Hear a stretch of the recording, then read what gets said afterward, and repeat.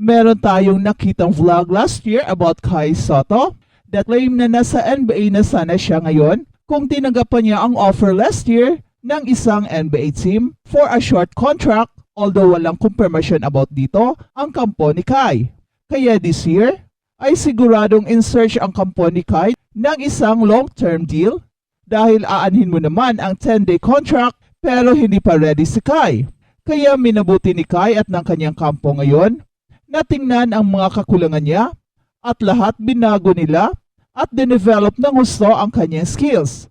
Kaya ngayon makikita mo kung gaano na kalaki ng difference sa laro ni Kai compared last year dahil ginawa na niya ang lahat upang mag-improve ang kanyang laro at ang kanyang mga weaknesses ay hindi na masyadong ma-highlight.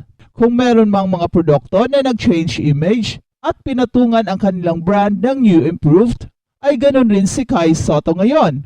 Isang new improved Kai Sotto na ang makikita ng NBA teams and it is expected na makakuha na siya ng isang long-term deal sa pagbalik niya sa US. And according sa ating source, ay 100% sure na dadalo si Kai sa mga NBA minicamps at NBA team workouts ngayong June. Ito ang pinakamagandang pagkakataon na makikita ng mga NBA teams kung gaano na kalaki ng development ni Kai.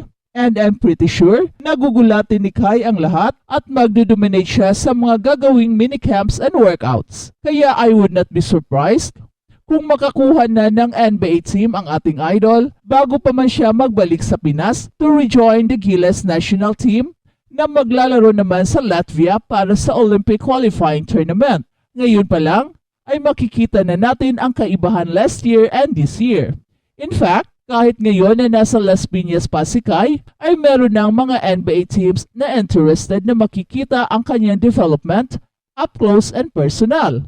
And as of now, ay dito muna si Kai sa Pilipinas mag-concentrate sa kanyang pagpapalaki ng kanyang katawan under the watchful eyes of Melantine. Sa ngayon ay patuloy ang kanyang workout at sa kanyang latest vlog ay pinakita nila ang snippets ng kanyang mga workouts at dito kitang-kita natin na lumalaki na talaga ang katawan ni Kai at pansin ko rin na mas mabigat na ang mga binubuhat niya. Sa tansya natin ay mukhang nasa 250 pounds na ngayon si Kai. The last time na sinabi ni Coach Melantine ay 248 pounds na si Kai pero iba ngayon ang laki ng katawan niya. Nagbubunga na talaga ang design program ni Melantine para maiangat ang physicality ni Kai. Well, meron pang more or less 1 month si Kai bago ang mga NBA workouts and minicamps, kaya siguradong mag-peak si Kai pagdating niya sa US. Alam ko na magaling si Coach Melantine sa pag-devise ng isang program for a particular athlete na mag-peak on the day of competition, and in Kai's case ay ang kanyang mga NBA workouts and minicamps, and it will stretch further hanggang sa Olympic qualifying tournament hanggang sa NBA Summer League. Kaya expect a well-prepared Kai Sotto sa pagdalo niya sa mga NBA tryouts. Isang Kai na handang makipagbanggaan kung kailangan makipagbalyahan sa pisikalan. Siguradong maraming gugulatin si Kai sa kanyang newfound power and strength, pati ng kanyang mas bumibilis na galaw at mas tumataas na talon. Ang daming options ngayon si Kai. Kahit sa NBA, ay ang daming interested teams sa kanya. Nandyan rin ang Yokohama B Crusaders na gustong-gusto i-retain si Kai together with Yuki Kawamura. And finally, nandyan ang Gilas na kinatatakutan na ngayon dahil alam ng buong mundo na ang Gilas ang bagong hari ng Asia kahit hindi kumpleto ang team. How much more? Ngayong kumpleto na ang team ay siguradong napakalakas na ng Gilas at posibleng mag-qualify sa Olympics.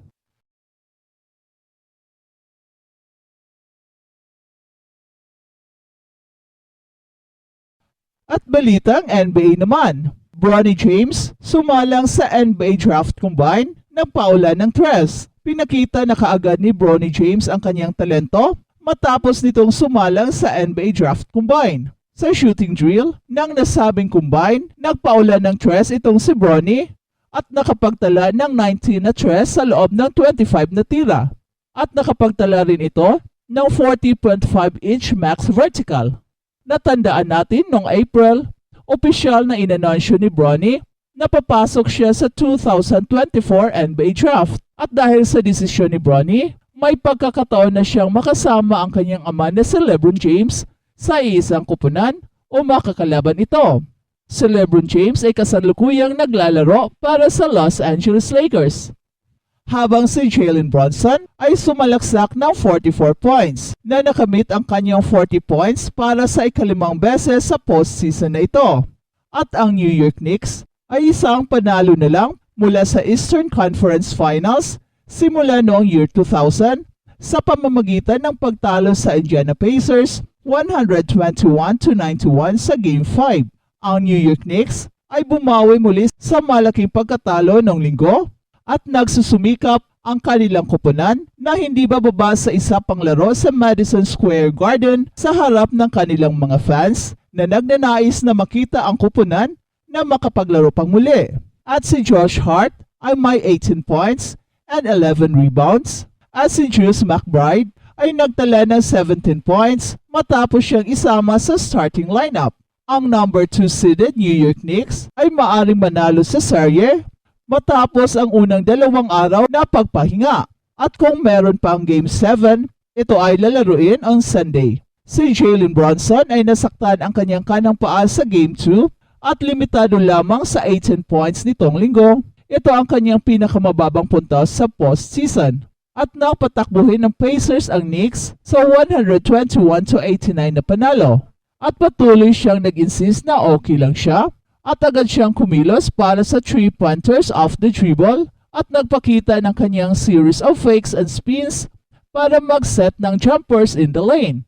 Habang si Shai Gilgeous-Alexander at ang Oklahoma City Thunder itinabla ang serye laban sa Dallas Mavericks. Tumapos ng 18 points, 9 rebounds si Chet Holmgren at may 17 points kay Lu Dort. Naglista ang franchise playoff record ng 13 blocks ang Dallas Mavericks, tig-apat sina Derek Lively II at Derek Jones Jr. pero kinulang para bawiin ang panalo. Nagtala ng 18 points, 12 rebounds and 10 assists si Luka Doncic pero naka 9 points lang ang kanyang partner na si Kyrie Irving at namuno para sa Dallas Mavericks ang 21 points ni PJ Washington. At uuwi ng Oklahoma ang Thunder para i-host ang Game 5. Umabante hanggang 14 points sa simula ng second half ang Mavericks bago na namlay ang opensa nito at unti-unting nakabalik ang Oklahoma City Thunder. Nagbaon ng tres itong si Chet Holmgren para agawin ang unahan 89-86 lead sa simula pa lang ng laro at hindi na binitawan. Nagkaroon ng chance ang Dallas Mavericks sa final 10 seconds, iwan lang ng 2 puntos sina Luka Doncic. Pero sablay ang unang tira ng Dallas Superstar, bahagi ng 12 of 23 free throw shooting ng Mavericks kumpara sa 23 of 24 ng Oklahoma City Thunder.